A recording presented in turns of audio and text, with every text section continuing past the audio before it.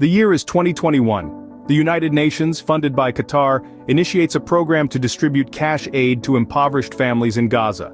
With over 700 distribution points and an expected reach of nearly 100,000 beneficiaries, the program has noble intentions. However, due to the lack of monitoring for Hamas involvement at distribution points, Israel voices concerns that the aid could inadvertently fund Hamas military activities, as Gaza is under blockade by both Israel and Egypt. Fast forward a few months, and tensions escalate between Israel and Hamas, following the escape of 6 Palestinian prisoners from an Israeli prison. In response to rocket launches towards Israel, Israeli aircraft target Hamas in the Gaza Strip for 3 consecutive nights. This move by Israel is interpreted by Hamas as an attempt to weaken Palestinian morale. In the meantime, Russian President Vladimir Putin throws a spanner in the works. He claims that the West, led by the United States, is responsible for the war between Israel and Hamas.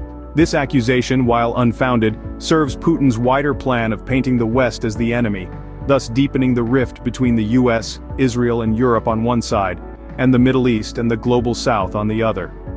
Putin's disinformation campaign seeks to exploit this rift to strengthen alliances with Syria, Iran and the Gulf states.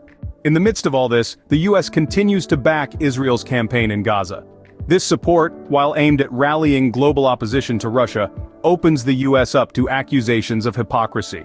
In summary, the war in Gaza has evolved into a complex web of geopolitical interests. While the United Nations and Qatar aim to aid impoverished families in Gaza, Israel's concerns about inadvertently funding Hamas military activities cast a shadow over these efforts. Meanwhile, Putin's accusations against the West and the US's unwavering support for Israel add further layers of complexity. The key takeaway here is that the war in Gaza is not just a local conflict but a global chess game with high stakes. Each move, each claim, and each alliance formed hold implications that reverberate far beyond the borders of Gaza. As we continue to watch this situation unfold, we must keep asking ourselves, who is really pulling the strings, and what are their end goals?